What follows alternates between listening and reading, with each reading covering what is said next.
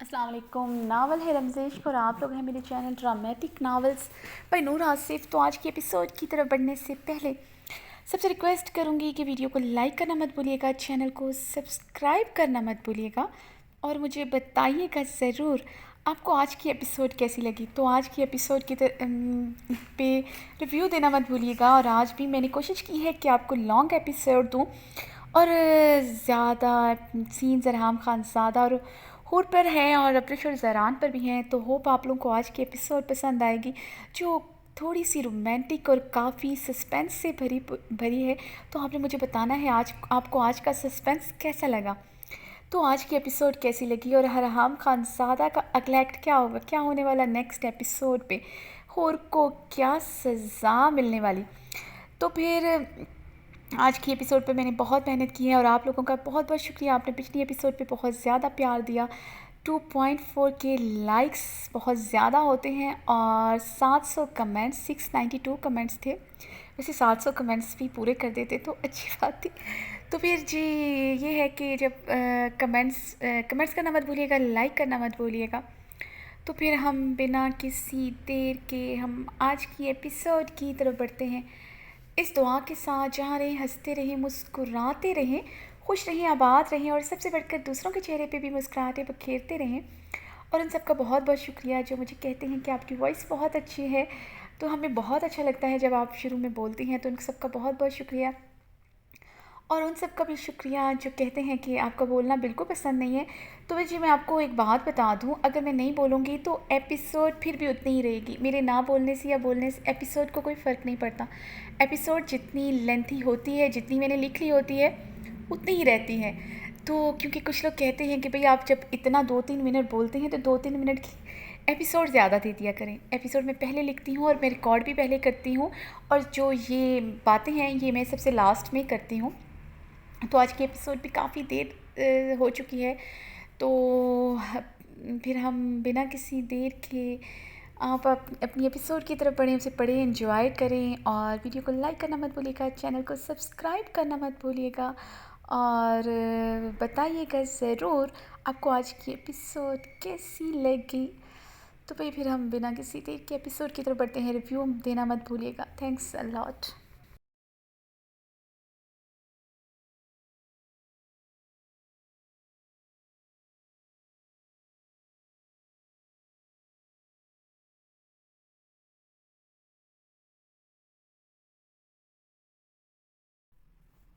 रमज़ेश तहरीर नूर आसिफ किस्त 52। ज़रहान रात के ही अपने कमरे में दाखिल हुआ था।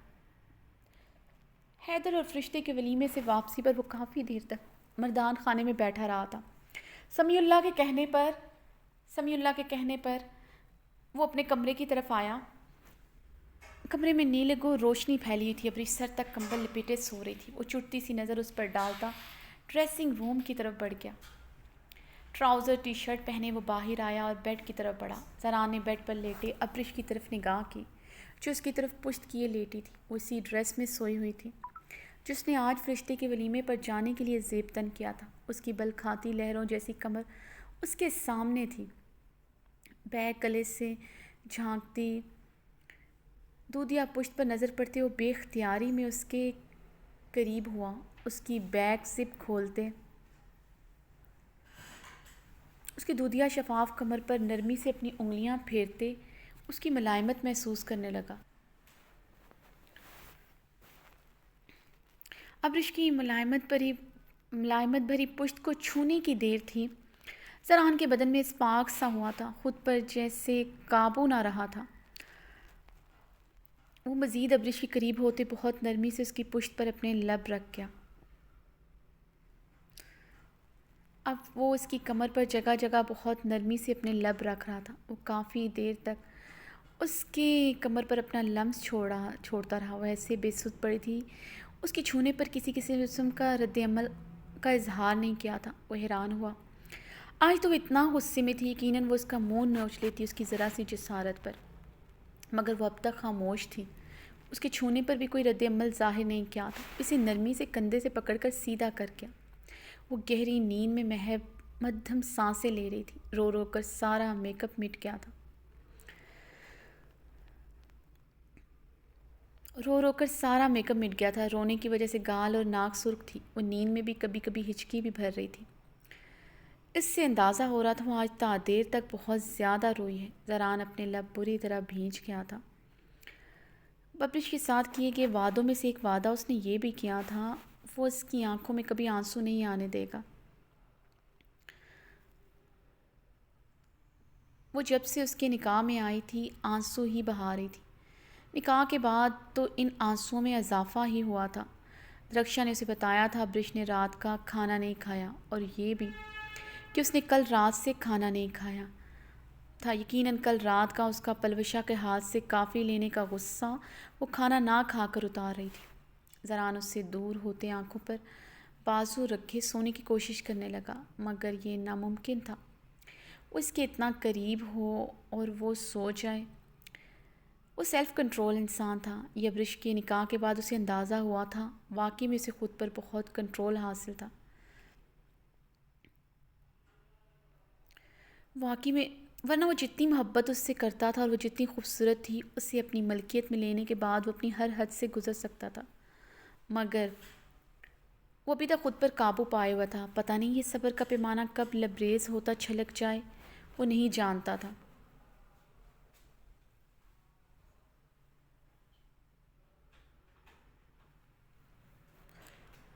وہ اتنا جانتا تھا جس دن یہ پیمانہ چھلکا اس کی شدت جنونیت سہنا برج کے لیے آسان نہیں ہوگا۔ اس کی سانسوں کا مدھم زیرو بم کمرے میں گونجتا زران کو مزید بے چین کر رہا تھا۔ اس کے سنہری بالوں سے اٹھتی کنڈیشنر کی مہک کے ساتھ ساتھ اس کے بدن سے اٹھتی گلاب سی خوشبو زران کے اندر بہت سے تقاضے جگا رہی تھی۔ وہ جھنجھلا کر رہ گیا تھا۔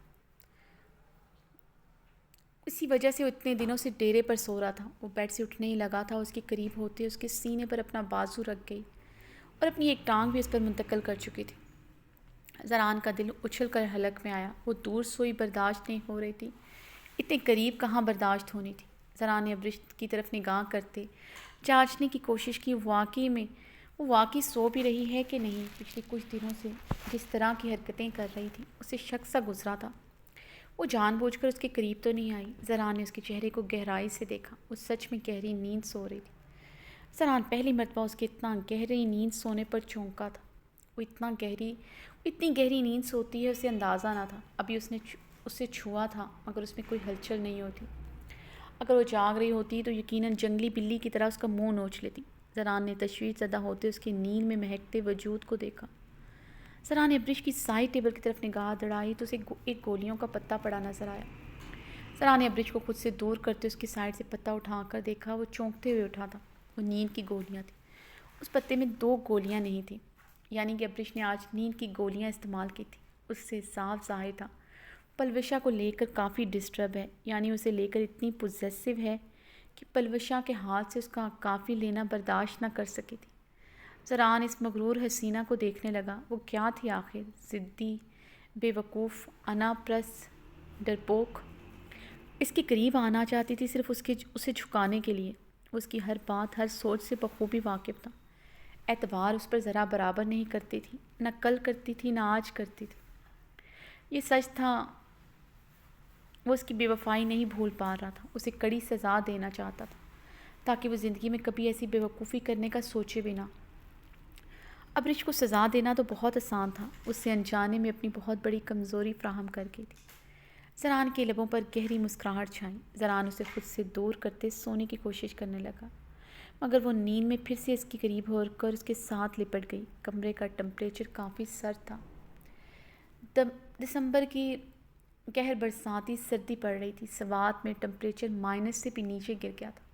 کمرے میں ہیٹر آن تھا، مگر سردی کی شدت کم نہیں ہوئی تھی۔ یقیناً سردی کی وجہ سے اس کے قریب ہو رہی تھی، بلکہ اس کے سینے میں جیسے گھسنے کی کوشش کر رہی تھی۔ زران اس کی طرف رخ پلٹے اس کے چہرے کو گہری نگاہوں سے دیکھنے لگا۔ بہت ظلم کیا ہے تم نے مجھ پر بیوی، اتنی قہر برساتی سردی میں اتنی خوبصورت بیوی کے ہوتے ہوئے بھی میں کمواروں والی زندگی گزار رہا ہوں۔ زران نے ابرش کے سرخ آرس کو بے حد نرمی سے چھوا۔ وعدہ ہے میرا تم سے، جس دن تم سے اپنا حق لیا تمہارے ہر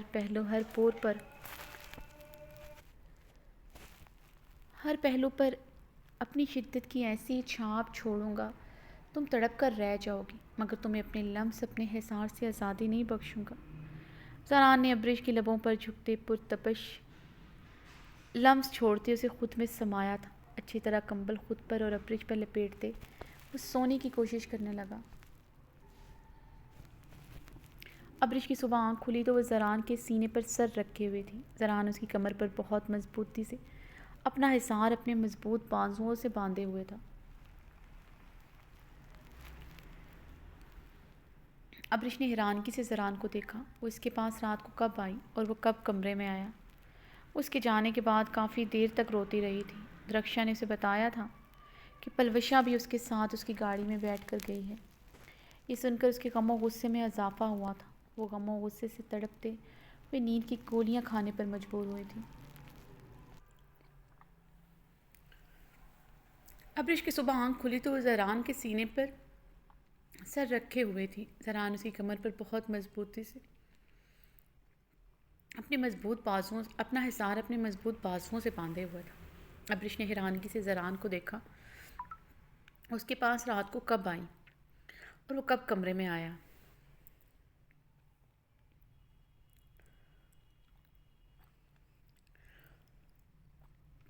اس کے جانے کے بعد کافی دیر تک روتی رہی تھی۔ درخشا نے اسے بتایا تھا پلوشا بھی اس کے ساتھ اس کی گاڑی میں بیٹھ کر گئی ہے۔ یہ سن کر اس کے غم و غصے میں اضافہ ہوا تھا۔ وہ غم و غصے سے تڑپتے ہوئے نیند کی گولیاں کھانے پر مجبور ہوئی تھی۔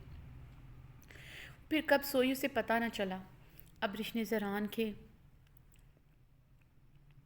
خوبرو مغرور چہرے پر نظر ڈالی۔ وہ جتنا خوبرو تھا اتنا ہی مغرور بے حس تھا۔ اسے یقین نہیں آتا تھا وہ اتنا بے حس بھی ہو سکتا ہے، اتنی سفاکیت بھی اس سے برت سکتا ہے۔ اس کی بے وفائی کی سزا اس سے پلوشا سے نکاح کر کے لینا چاہتا ہے۔ وہ دوسری شادی کرے گا۔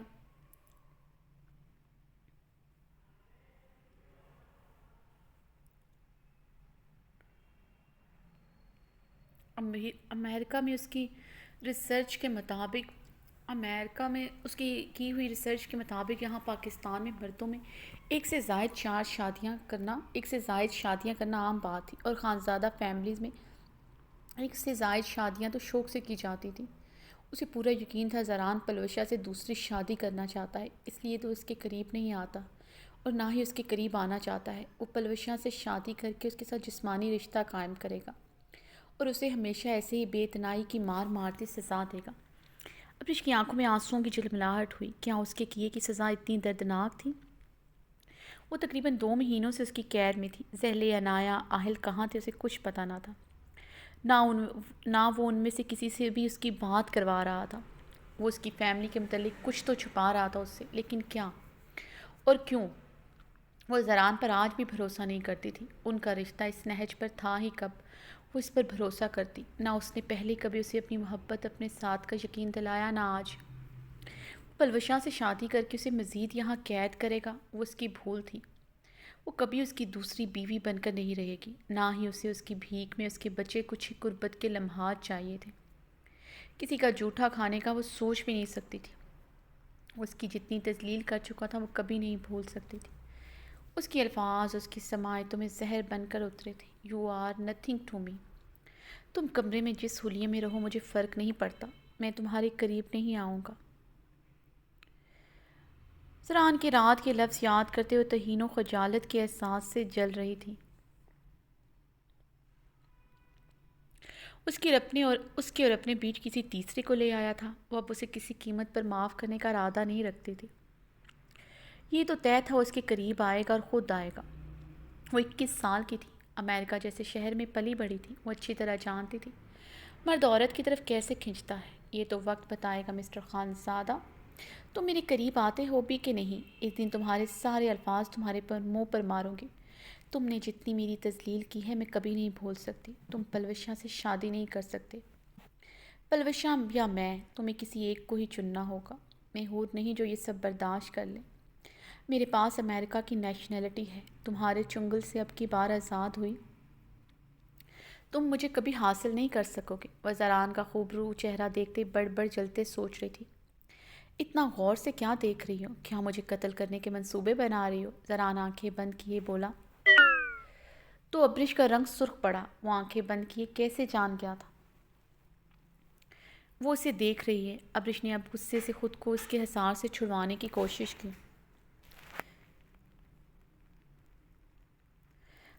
وہ آنکھیں بند کیے کیسے جان کے اسے دیکھ رہی ہے۔ ابرش نے اب غصے سے خود کو اس کے حصار سے چھڑوانے کی کوشش کی تو اسے اور سختی سے خود میں بھینچ چکا تھا۔ چھوڑو مجھے، ابرش غصے سے چلائی۔ خود ہی میرے قریب آنا چاہتی ہو، اب میں تمہیں خود کے قریب کر رہا ہوں تو یہ ڈرامہ کیوں کر رہی ہو؟ زران ابرش کی آنکھوں میں آنکھیں ڈالے، لب دانتوں تلے دبائے بولا۔ اس کا تپا ہوا چہرہ کافی محسوس کر رہا تھا۔ ابرش کا پورا وجود اس کے اوپر سا تھا۔ اسے شعلہ بار نگاہوں سے گھورتے اس کے ہاتھ اپنی کمر سے ہٹانے کی کوشش کر رہی تھی۔ وہ صبح صبح زیادہ حسین لگتی ہے۔ زران کی گہری نظریں اسے سراہتے ہوئے اس کے چہرے کو دیکھ رہی تھیں۔ میں ڈرامہ نہیں کر رہی، مجھے تمہارا قریب آنا بالکل پسند نہیں آیا، اس لیے چھوڑو مجھے، ابرش زران کی آنکھوں میں دیکھتے ایک ایک لفظ چباتے ہوئے بولی۔ زران نے اس کی کمر پر اپنا حصار مضبوط کرتے جھٹکے سے اپنے اور قریب کیا تو ابرش کے لب زران کے لبوں سے ٹکرائے تھے۔ ابرش کا رنگ گلابی ہوا تھا۔ میں ڈرامہ نہیں کر رہی، مجھے تمہارا قریب آنا بالکل پسند نہیں آیا، اس لیے چھوڑو مجھے، ابرش زران کی آنکھوں میں دیکھتے کہ ایک لفظ چباتے ہوئے بولی۔ زران نے اس کی کمر پر اپنا حصار مضبوط کرتے جھٹکے سے اپنے اور قریب کیا تو ابرش کے لب زران کے لبوں سے ٹکرائے تھے۔ ابرش کا رنگ گلابی ہوا تھا۔ زران کے لبوں کو مبہم سی مسکراہٹ نے چھوا۔ رات میرے قریب خود آئی، اب میری ذرا سی قربت پر سرخ گلاب بنی ہوئی ہو اور کہہ رہی ہو تمہیں میرا قریب آنا پسند نہیں آیا، روز فضول حرکتیں کرتی ہو مجھے اپنے قریب کرنے کے۔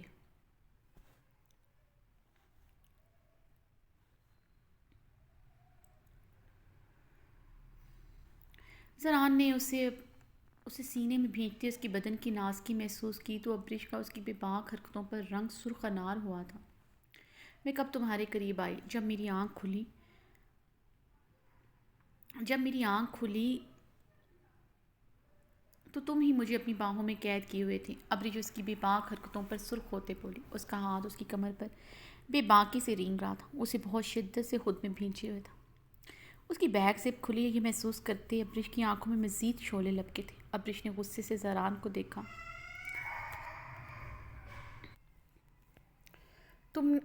ابرش نے غصے سے زران کو دیکھا۔ اس نے یہ زپ کب کھولی اسے خبر نہیں ہوئی۔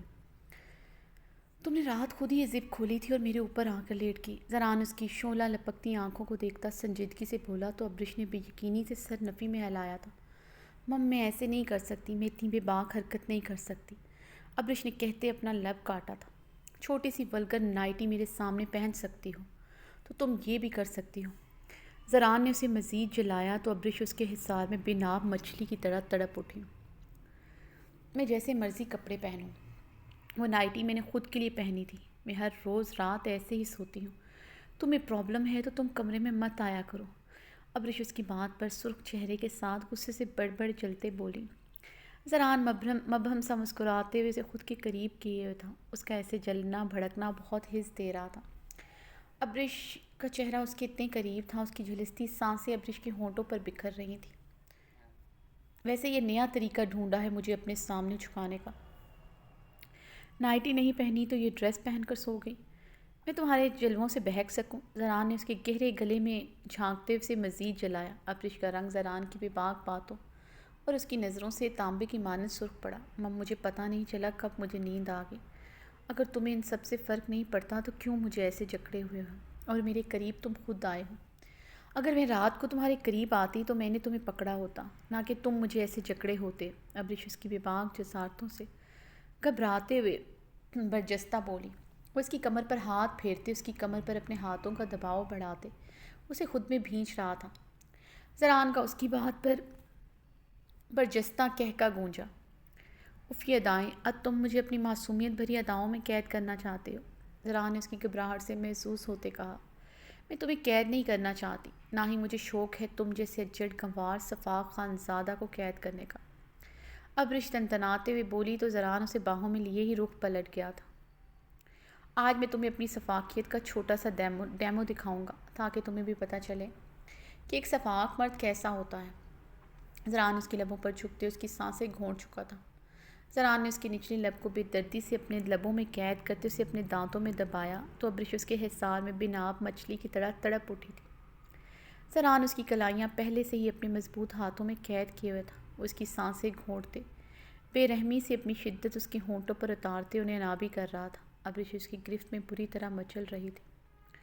زران نے اس کے مچلنے پر اس کے لبوں کو آزاد کیا مگر اس کی کلائیاں وہ ابھی تک تکیے سے پن کیے ہوئے تھا۔ اس کی ٹانگوں کو بھی وہ اپنی ٹانگوں سے لاک کیے ہوا تھا۔ تم جنگلی ہو، ابرش گہرے سانس لیتے چلائی۔ جنگلی پن تو میں نے ابھی دکھایا نہیں۔ دکھایا ہی نہیں ورنہ تمہارے لبوں کا بھیگا پن نہیں خون کے قطرے میں اپنی انگلیوں کے پوروں سے چنتا۔ زران نے اس کے گلابی بھیگے لبوں کو انگلیوں کے پوروں سے چھوا۔ مجھے زبردستی کرنا نہیں پسند، تم صرف میری ہو، میں اتنا جانتا ہوں، اس لیے تم سے زور زبردستی کا سوال ہی پیدا نہیں ہوتا۔ میں جب بھی تمہارے قریب آنا چاہتا تھا تمہاری رضامندی سے، مگر تم نے حالات ایسے بنا لیے ہیں کہ اب میں تمہارے قریب آیا تو میری شدتوں پہ سوائے جنون اور غصے کے تمہیں کچھ نہیں ملے گا۔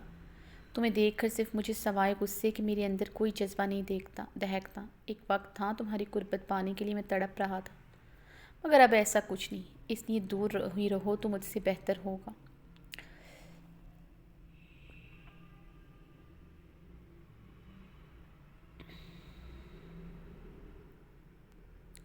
زران نے ابرش کو شعلہ اگلتی آنکھوں سے دیکھتے اس کی کلائیاں اپنی گرفت سے آزاد کی مگر اس کے اوپر سے ہٹا نہیں تھا۔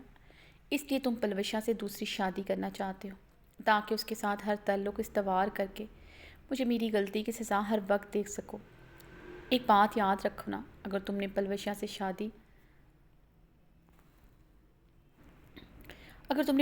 شادی کی میں تمہاری اس حویلی میں نہیں رہوں گی۔ اپنی زران کی آنکھوں میں دیکھتے گہرے سانس بھرتے چٹکتے ہوئے بولی۔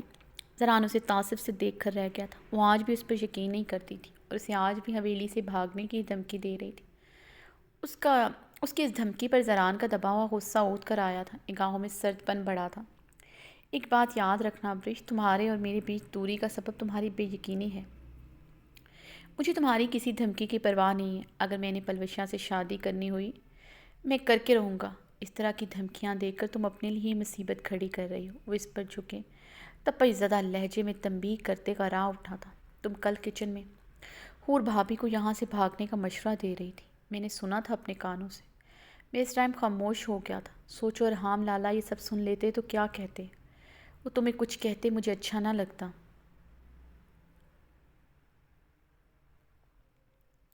اور میں ان کی اتنی عزت کرتا ہوں، ان کے آگے بولنے کی جسارت نہیں کر سکتا۔ زران نے ابرش کے چہرے پر اپنی تپش زدہ سانس سے چھوڑتے سخت لہجے میں ایک ایک لفظ چپایا تھا۔ اس کی آنکھوں کی بڑھتی سرخی دیکھ کر ابرش اپنے چہرے پر آیا اس کا ڈر اپنا منہ پھیرتے چھپا گئی تھی۔ یقیناً تم نے خود بھی کوئی ایسی ہی پلاننگ کر کے رکھی ہوگی۔ اس کا منہ دبوچتا اس کا رخ اپنی طرف موڑ گیا تھا۔ نہ تم اور نہ حور بھابھی یہاں سے کبھی بھاگ سکتی ہو۔ یہ خانزادہ کی فیملی ہے، تم دونوں کا پالا خانزادہ سے ہی پڑا ہے، اب ہماری قید سے مر کر ہی نکلو گے۔ وہ اس کا منہ دبوچتے اس کی آنکھوں میں دیکھتے کر آیا۔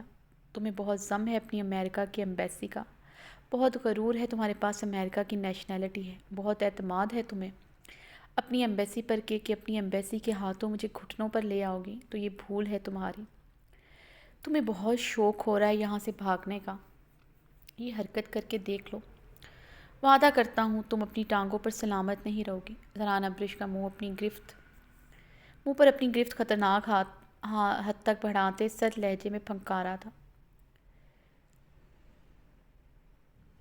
اس کی گرفت پر تڑپتے ہوئے ابرش کی آنکھوں سے موتی برسے تھے۔ زران کی سرخ آنکھیں دیکھتے اس کے ہاتھ اپنے جبڑے سے چھڑوانے کی کوشش بھی نہیں کی تھی۔ وہ صرف آنسو بہاتے درد سے سسکی بھر کر رہ گئی تھی۔ زران اس کے آنسو دیکھتا اس کا جبڑا چھوڑ چکا تھا۔ مجھے تم سے کوئی بات نہیں کرنی زران، میں تم سے نفرت کرتی ہوں۔ میری زندگی کا سب سے بڑا پچھتاوا تم سے محبت کرنا ہے۔ وہ رخ پلٹے شدت سے روتے ہوئے بولی۔ میری زندگی کا بھی سب سے بڑا پچھتاوا تم سے محبت کرنے کا ہی ہے۔ اب یہ سود و ضیاع کا حساب بعد میں کرتی رہنا۔ اس حویلی کی عورتوں کی طرح تمیز دار ڈریسنگ کرتے نیچے ڈائننگ روم میں پہنچو۔ زران اسے حکم دیتا واش روم کی جانب بڑھا۔ مجھے نہیں کرنا تمہارے ساتھ یا تمہارے گھر والوں کے ساتھ ناشتہ۔ ابریش رخ پلٹے روتے ہوئے ضدی انداز میں بولی، میں نے تم سے پوچھا نہیں، تمہیں حکم دیا ہے، اس لیے شرافت سے اٹھو اور نیچے جاؤ، زران سرد آواز میں کہتے واش روم کی جانب بڑھ گیا تھا۔ ابریش کچھ دیر تک روتی رہی، پھر اس کا سرد انداز یاد کرتے اپنے آنسو بے دردی سے صاف کرتے ڈریسنگ روم کی جانب بڑھ گئی۔ ارحام خان زادہ کو آج اسلام آباد آئے ہوئے 4 دن ہوئے تھے۔ وہ فرشتے کے ولیمے کے اگلے دن ہی چلا آیا تھا، مگر اپنی ہی کیفیت پر جھنجھلا کر رہ گیا تھا۔ حور کا سراپا اس کی نظروں سے ہٹ ہی نہیں رہا تھا۔ وائٹ اوپن لانگ گاؤن میں ریڈ لپسٹک لگائے وہ اس کی نظروں کے سامنے سے ہٹ ہی نہیں رہی تھی۔ گل اس کی زندگی میں جب تک تھی، وہ ہفتہ 15 دن بعد حویلی کا چکر ضرور لگاتا تھا۔ پریزے کے بغیر وہ اتنے ہی دن نکال سکتا تھا، مگر اس دوران گل کی بھی یاد آتی تھی، بے حد یاد آتی تھی۔ شادی کے شروع کے دنوں میں وہ گل کے لیے پاگل تھا، مگر وہ اس طرح تو اس کے اعصابوں اور اس کے خیالوں پر سوار نہیں ہوئی تھی۔ اس کی قربت کے لیے تڑپتے ہوئے وہ اس حد تک بے سکون نہیں ہوا تھا کہ اسے نیند ہی نہ آئے۔ یہ کیسی بے چینی تھی جو وہ حور کی قربت کے لیے محسوس کر رہا تھا۔ شروع سے وہ اس کی قربت میں سکون محسوس کرتا تھا۔ نکاح کی رات کے بعد وہ جب بھی اس کے قریب گیا، اس نے اس کی قربت میں سکون ہی پایا تھا۔ وہ جتنا زیادہ غصے سے اس کے قریب جاتا تھا، غصہ ختم ہوتے وہ آخری لمحوں میں پرسکون ہو جاتا تھا۔ اس کے بدن کی نازکی، اس کی بے پناہ خوبصورتی اس کے اعصابوں پر سوار ہو رہی تھی۔ اپنے تئیں وہ اس میں اپنی نفرت انڈیلتے خود کو پرسکون کرتا تھا۔ اس پر غصہ جھنجھلاہٹ اتارنے کا یہی راستہ ملتا تھا جو خدا نے اس کے لیے جائز بنا رکھا تھا۔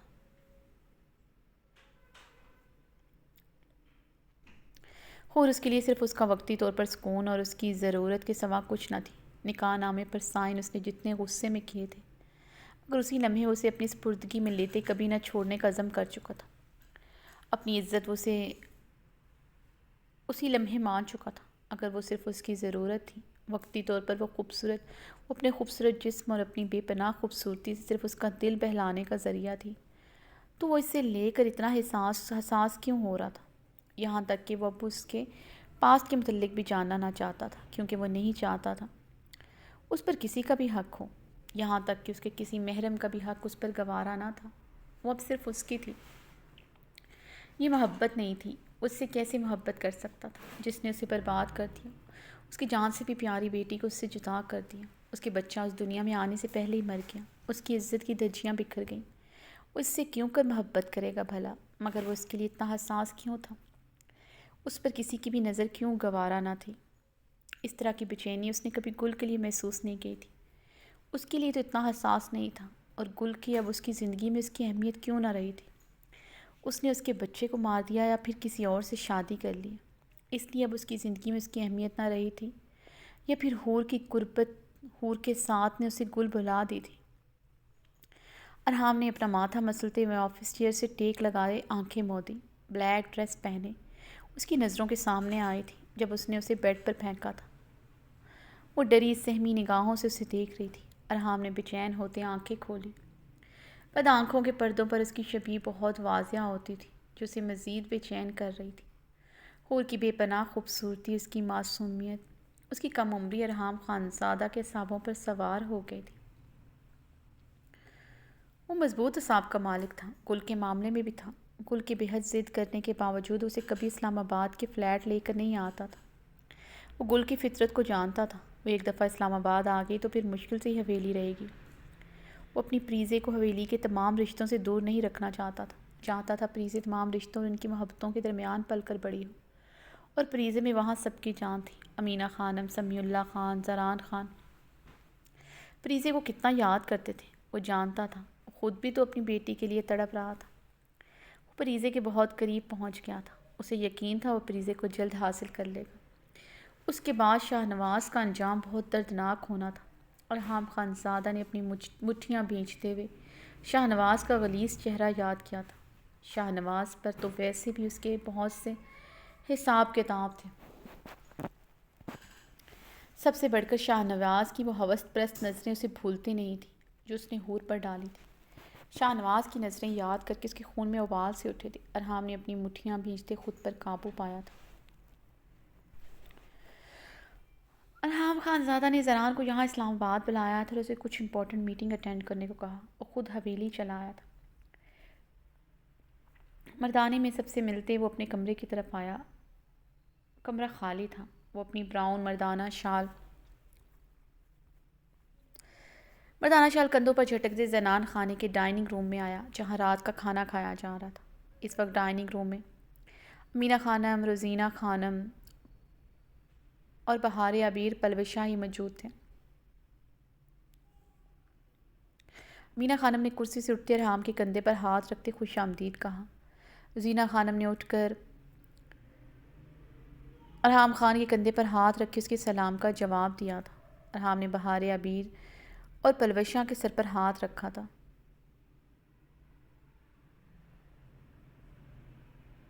نظر بے سے ارحام اپنی چیئر گھسیٹ کر بیٹھا۔ نظریں بے چینی سے ڈائننگ روم کے گلاس ڈور پر دوڑائیں جو کچن کی طرف کھلتا تھا۔ کیا وہ کچن میں ہے؟ ارحام نے بے چینی سے سوچا۔ اس ٹائم ڈائننگ ٹیبل پر گھر کی تمام خواتین موجود تھیں سوائے ابریش اور حور کے۔ پہلی مرتبہ ارحام خانزادہ کو حور کا ڈائننگ روم میں موجود نہ ہونا چبھا تھا۔ کیا وہ سب کے ساتھ ڈائننگ روم میں کھانا نہیں کھاتی؟ ارحام نے اپنی گنی پیٹ پر ہاتھ پھیرتے ہوئے سوچا۔ ارحام کیا بات ہے؟ تم اس بار ذرا جلدی نہیں حویلی آ گیا؟ امینہ خانم نے ارحام کے سنجیدہ چہرے کو دیکھتے پوچھا۔ مجھے حویلی میں کام تھا، ارحام نے چونکتے ہوئے سنجیدگی سے جواب دیا۔ ارحام نے پاس پڑی ٹرے سے تھوڑے سے چاول نکال کر اپنی پلیٹ میں ڈالے۔ ارحام نے مٹن کے ڈونگے کی طرف ہاتھ بڑھایا ہی تھا کہ امینہ خانم کی بات پر رکا۔ ارحام یہ رہنے دو، اس میں نمک بہت تیز ہے اور گوشت کچا بھی ہے، امینہ خانم نے کہتے اس کی طرف دوسرا ڈونگا بڑھایا جسے ارحام نے خاموشی سے تھام لیا۔ یہ لڑکی جب سے باورچی خانے میں گیا ہے رزق کا ضیاع ہی ہوتا ہے۔ دن میں کتنی بار کھانا جلا دیتی ہے، دودھ ابالتے ہوئے اپنا ہاتھ جلا دیتی ہے، ایک چائے تک اسے بنانا نہیں آتی۔ اب کتنا گوشت تھا جو اس نے خراب کر دیا۔ بھابھی آپ اسے باورچی خانہ سے کیوں نہیں نکالتا؟ سارا دن باورچی خانہ میں تو ایسے گزارتی ہے جسے اب تک بہت سا کھانا بنانا سیکھ لیا ہے۔ اس سے اچھی تو گل تھی جس کے ہاتھ میں کتنا ذائقہ تھا، مگر یہ لڑکی تو بالکل پھوہڑ ہے۔ زینہ خانم اپنی عادت کے مطابق منہ میں کڑواہٹ لیے بول رہی تھیں۔ سب روزینہ خانم کی فطرت سے واقف تھی، اس لیے ان کی باتوں کی اتنی پرواہ نہیں کرتے تھے۔ ارحام نے حور کے لیے ان کی لہجے کی کڑواہٹ محسوس کرتے لب بھیجتے ہوئے کھانے سے ہاتھ کھینچ لیا تھا۔ روزینہ خانم کا حور کے متعلق اس لہجے میں بات کرنا بالکل پسند نہیں آیا تھا، اور گل سے کمپیریزن تو بہت ناگوار گزرا تھا۔ وہ اس کے سامنے ایسے بات کر رہی تھی تو حور کو کتنا سناتی ہوں گی۔ وہ سارا دن کچن میں گزارتی ہے، یہ بات بھی ارحام کو بہت بری طرح چبھی تھی۔ اس نے اسے خود کہا تھا کہ وہ کمرے سے زیادہ اپنا وقت کچن میں گزارا کرے۔ اتنا تو جانتا تھا اس سے بہت ڈرتی ہے، اس کے حکم سے روگردانی کرنے کا وہ اس کی غیر موجودگی میں بھی سوچ نہیں سکتی تھی۔ یعنی وہ اس شدید سردی میں صرف اس کے حکم کی وجہ سے سارا دن کچن میں رہتی تھی۔ خود ہی اسے حکم دیا تھا مگر اب یہی بات گراں گزری تھی۔ اس کا یوں ملازموں کی طرح کچن میں رہنا پسند نہیں آیا تھا۔ ارحام نے کھانے سے ہاتھ کھینچتے ڈائننگ روم کے دروازے کی طرف سنجیدگی سے نظر دوڑائی۔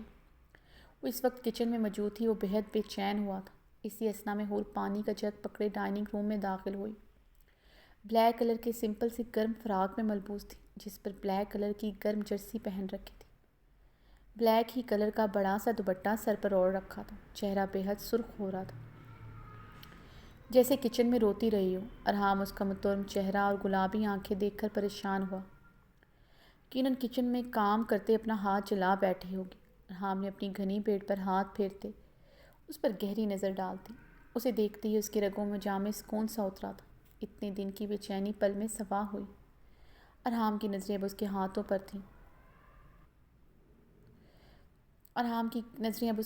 پر تھیں جس نے اس سے جگ تھام رکھا تھا۔ اس کا اندازہ ٹھیک نکلا تھا۔ حور کے ہاتھ کی پشت سرخ ہو رہی تھی۔ حور پانی کا جگ تھامے اپنے دھیان میں ڈائننگ ٹیبل کی طرف بڑھ رہی تھی۔ دفتن اس کی نظر ارحام پر پڑی، وہیں پر رک گئی تھی۔ چہرہ پہلے سے بھی زیادہ سرخ ہوا تھا۔ جگ پر ہاتھوں کی گرفت مضبوط ہوئی۔ اس کے بدن پر لرزہ سا طاری ہوا جو ارحام کی زیرک نظروں سے مخفی نہیں رہ سکا تھا۔ وہ ارحام کو دیکھتے وہیں پر کھڑی اپنی نظریں جھکا گئی تھی۔ کیا ہوا؟ پتھر کیوں بن گئی ہو؟ یہ پانی کا جگ یہاں پر صحیح سلامت رکھ دو، تمہارا مہربانی ہوگا۔ تمہارا ہاتھ سے تو باورچی خانے کا کوئی برتن صحیح سلامت نہیں رہا، اب اس کو مت توڑ دینا۔ زینہ خانم کے چپا کر بولنے پر حور پانی کا جگ ٹیبل پر رکھ کر جلدی سے کچن کی طرف بڑھ گئی۔ ارحام کی گہری اور بے چین نظروں نے اس کا دور تلک پیچھا کیا تھا۔ ارحام کھانا کھانے کے بعد مردان خانے میں چلا گیا تھا۔ سمیع اللہ، درید خان اور اربد خان کے ساتھ کافی وقت گزارنے کے بعد وہ کمرے میں آیا۔ وہ بھی کمرے میں نہیں آئی تھی، وہ جھنجھلا کر رہ گیا تھا۔ وہ ابھی تک آخر کچن میں کیا کر رہی تھی؟ جب اسے پتہ چل گیا وہ حویلی آ چکا ہے تو ابھی تک کمرے میں کیوں نہیں آئی؟ ارحام غصے سے اپنی چادر اتار کر صوفے میں پھینکتے واش روم کی طرف بڑھ گیا۔ کمرے میں سے دیکھنے کے باوجود ابھی تک نہیں آئی۔ اس بات کا غم و غصہ اب نیم گرم پانی سے شاور لے کر ہی اترنا تھا۔ وہ گرے ٹراؤزر میں ملبوس شرٹ لیس واش روم سے باہر آیا۔ اپنا سگریٹ کا کیس پکڑتے ہوئے بیڈ کی جانب بڑھا۔ بیڈ گراؤنڈ کے ساتھ ٹیک لگائے سگریٹ کے گہرے کش لینے لگا۔ وہ بے چینی سے حور کا انتظار کر رہا تھا، پچھلے 1 گھنٹے سے حور کا انتظار کر رہا تھا۔ وہ ابھی تک کمرے میں نہیں آئی تھی۔ وہ سمجھ چکا تھا وہ اس کی وجہ سے کمرے میں نہیں آ رہی، اس کی شدتوں سے خوف کھائے بیٹھی ہے۔ اسے دیکھتے ہی سرخ گلاب ہو گئی تھی۔ ارحام کے لب اب گہرا مسکرائے تھے۔ کتنا بچو گی مجھ سے اور میری شدتوں سے؟ آنا تو تمہیں میری پناہوں میں ہی ہے۔ جتنا تڑپاؤ گی آج رات اتنا ہی تڑپو گی۔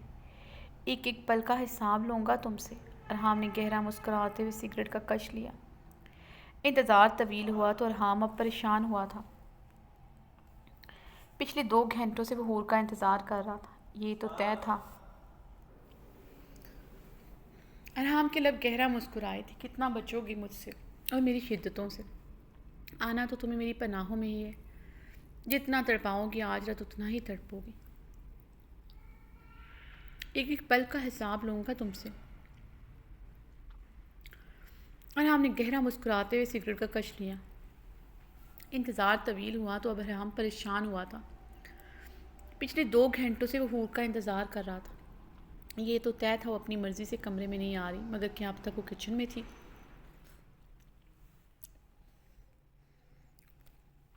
ارحام اب جھنجھلا کر رہ گیا تھا۔ اس کا گریز اب شدید غصے میں مبتلا کر گیا۔ وہ ٹی شرٹ پہنتے کمرے سے نکلتا کچن کی طرف بڑھا۔ پورا کچن خالی تھا، وہاں کوئی نہیں تھا، بلکہ پورا زنان خانہ اندھیرے اور خاموشی میں ڈوبا ہوا تھا۔ اس وقت رات آدھے سے زیادہ بیت چکی تھی۔ سردیوں کی راتیں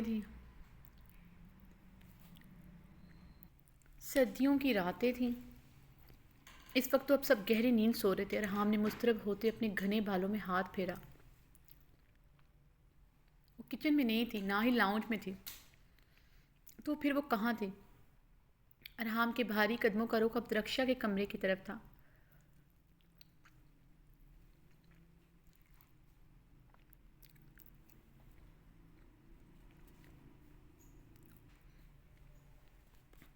چہرہ غصے اور اشتعال سے سرخ ہو رہا تھا۔ اسے بالکل پسند نہیں آیا تھا اس کو کسی ملازمہ کے کمرے میں رکنا۔ درخشا کو اس کے گھر کی ملازمہ سے کہیں بڑھ کر حیثیت حاصل تھی، پھر بھی حور اس کی بیوی تھی۔ اس سے بچنے کے لیے اب وہ اس طرح گھر کی ملازماؤں کے کمرے میں پناہ لے گی، اس طرح ان کے کمروں میں رات گزارے کرے گی، وہ بھی اس کے حویلی میں موجود ہوتے۔ وہ درخشا کے کمرے میں رکے گی۔ ارحام نے غصے سے درخشا کے کمرے کی طرف بڑھتے اس کا دروازہ زور زور سے کھٹکھٹایا۔ درخشا نیند سے ہڑبڑاتے ہوئے اٹھی، اپنا دوپٹہ اچھی طرح اوڑھتے دروازہ کھولا۔ ارحام کو اس وقت دیکھتے وہ پریشان ہوئی۔ جی لالا، درخشا نے پریشانی سے پوچھا۔ حور کو باہر بھیجو، ارحام نے سخت لہجے میں کہا۔ حور بھابی؟ درخشا حیران ہوئی۔ اس طرح حیران کیوں ہو رہی ہو؟ جو حور تمہارے کمرے میں اسے باہر بھیجو، ارحام اب کی بار درخشا کی حیران آنکھوں میں دیکھتے کر آیا۔ لیکن لالا، حور بھابی ہمارا کمرے میں تو نہیں ہے۔ درخشا نے ارحام کے غیظ و غضب سے سرخ پڑتے چہرے کو دیکھتے جلدی سے کہا۔ تمہارے کمرے میں نہیں ہے تو پھر کہاں ہے؟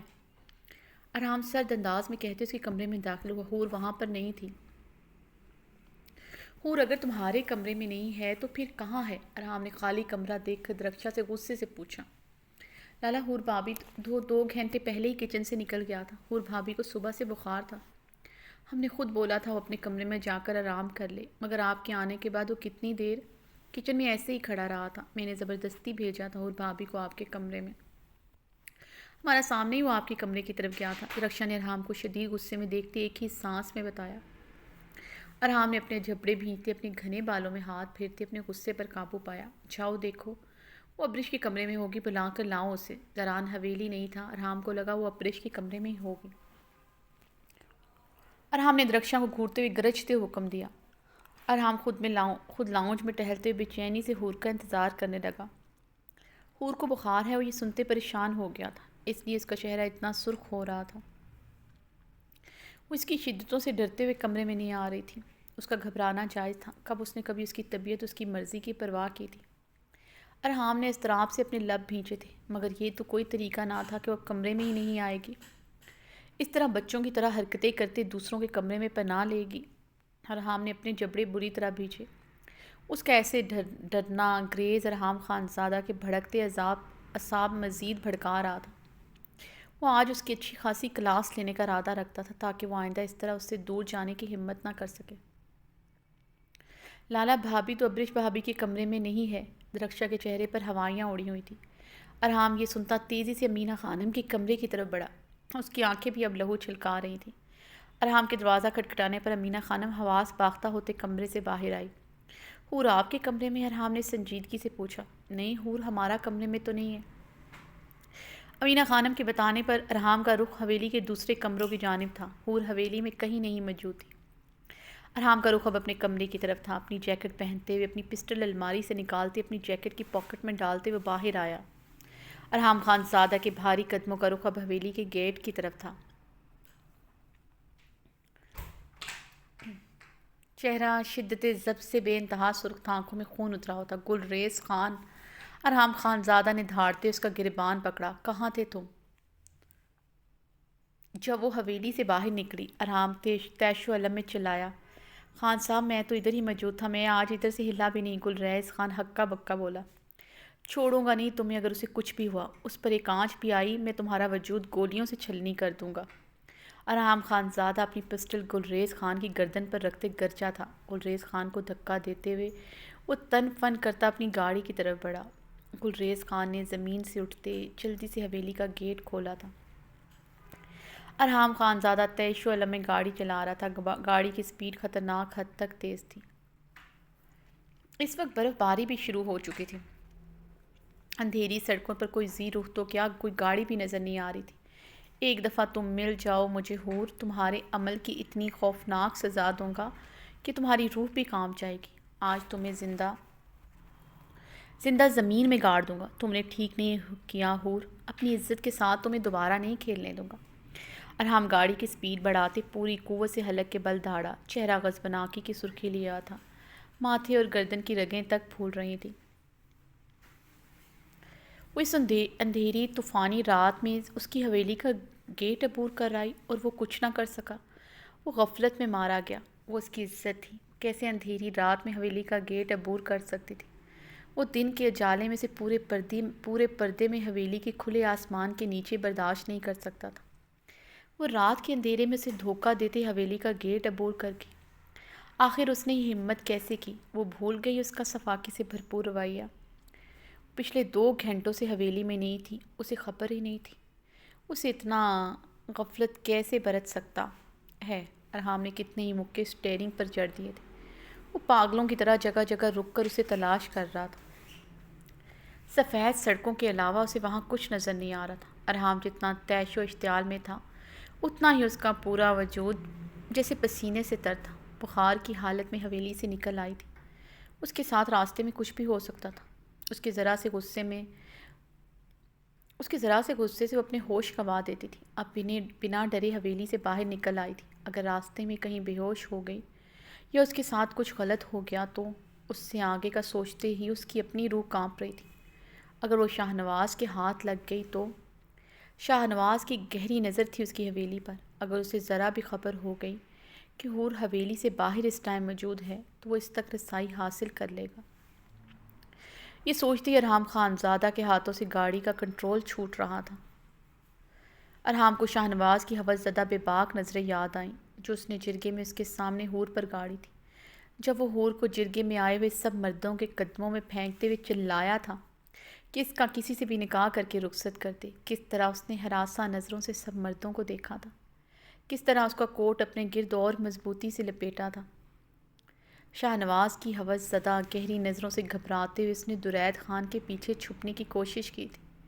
یہ یاد کرتے ارحام کی گرفت سٹیئرنگ پر مضبوط ہوئی۔ جرگے میں کیسے شاہ نواز نے حور کے خوبصورت سراپے پر اپنی ہوس زدہ نظریں گاڑتے اس سے شادی کی خواہش کی تھی۔ حور کے ساتھ اس نے جو کچھ کیا ایک اسی عمل پر اب تک وہ پچھتایا تھا۔ اس پر گڑی شاہ نواز کی نظروں سے اسے اس وقت کوئی فرق نہیں پڑا تھا، مگر اب اس کی نظریں یاد کر کے ہی اس کے خون میں شعلے بھڑک اٹھتے تھے۔